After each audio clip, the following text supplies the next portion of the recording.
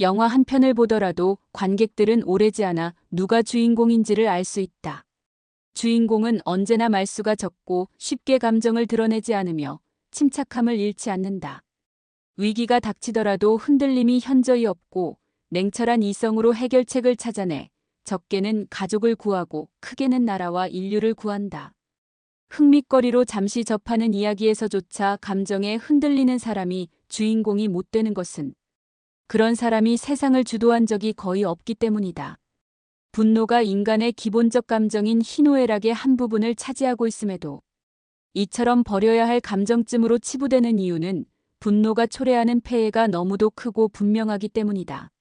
물론 사회적 불의에 대항하여 떨쳐 일어서는 공적 분노는 거악을 척결하거나 역사적 진보를 이루어내지만 개인 간 영역에서 발생하는 사사로운 분노는 자기 패망의 원인만을 제공할 뿐이다.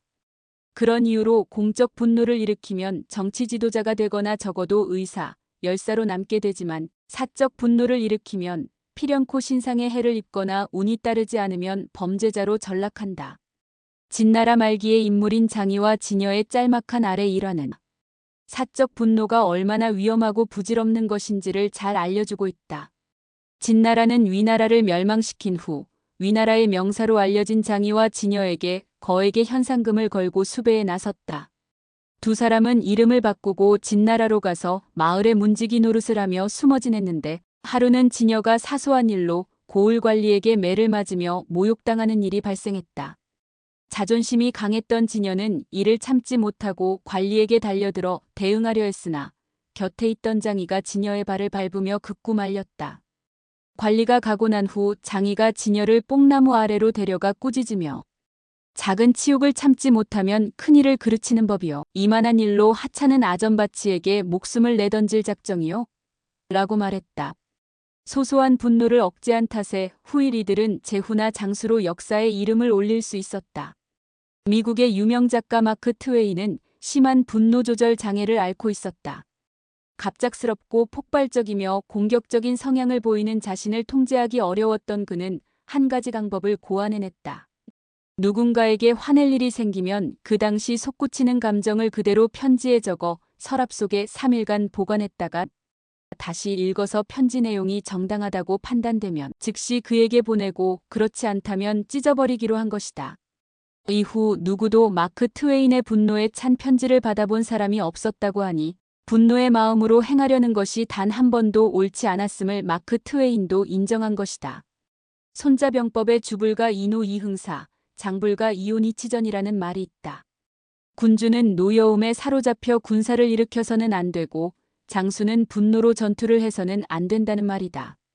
치밀한 사전 준비 없이 격분한 상태에서 시작한 전쟁이 좋은 결과로 연결될 리 없는 것처럼 스포츠 경기에서도 어느 일방이 흥분하면 승패는 결정된 것이나 다름없다. 격정을 다스리지 못하면 평정심을 유지하기 어렵고 그런 상태로는 평소의 기량을 절대 발휘할 수 없기 때문이다.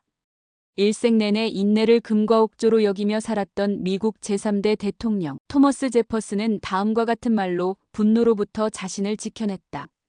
화가 나면 무엇인가 말하기 전에 10가지 세라. 그래도 화가 가라앉지 않으면 100가지 세라. 그래도 가라앉지 않으면 1000가지 세라. 살아서는 2번의 대통령직을 성공적으로 수행하고 죽어서는 러시무어산의 큰 바위 얼굴로 새겨진 이유이다.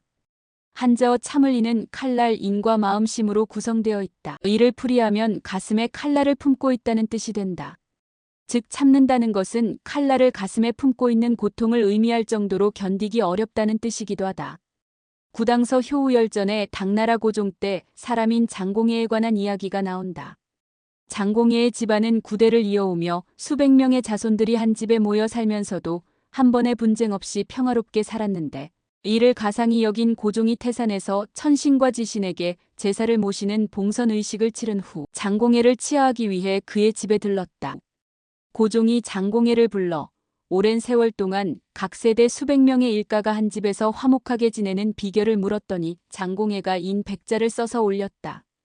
고종은 고개를 끄덕이며 장공예를 치하하고 포상을 내리고는 화목의 지혜는 참는 것에 있음을 주위에 일깨웠다고 한다. 최근 미국 순환지에 발표된 연구에 따르면 단 한 번의 분노만으로도 심장병이 올 수 있다고 한다. 연구팀은 52개국 1만 2,461건의 심근경색 사례 분석을 통해 14.4%가 흉통 증상 1시간 전에 분노가 있었고, 분노한 사람은 대조군과 비교했을 때 급성 심근경색 발병률이 2.4배나 높았다고 발표했다.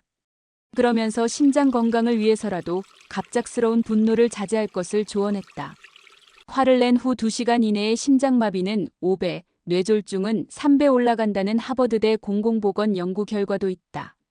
화를 내는 이유가 무엇이든 상관없이 그저 화를 냈다는 사실만으로 건강에 치명적일 수 있다는 것이다.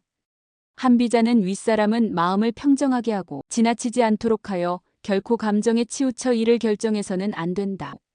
많은 사람이 실패하는 원인은 대개 감정에 따라 이를 결정하기 때문이다라고 하여 평정심을 잃은 상태에서 내리는 결정의 위험성을 경고하고 있으며, 사마천은 천하제패의 군주가 지켜야 할 덕목으로 욕심을 버릴 것, 분노하지 말 것, 조급히 서둘지 말 것 등 3가지를 제시하면서 욕심이 많으면 잃는 것이 많고 분노할수록 일은 어려워지며 서두를수록 실패하게 된다고 지적했다.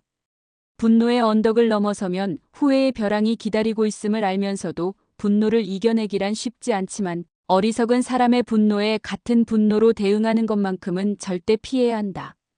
특히 잃을 것이 아무것도 없는 사람이 쏟아내는 분노에는 일체의 대응을 삼가야 하며, 격정의 폭풍이 내면에 몰아치더라도 호흡을 고르고 정신을 가다듬어 마지막 순간까지 자제의 고삐를 당겨야 한다. 모욕을 받고도 분노하지 못하는 사람은 수치를 모르는 것이나, 분노를 느끼면서도 그것을 참아내는 사람은 현명하다.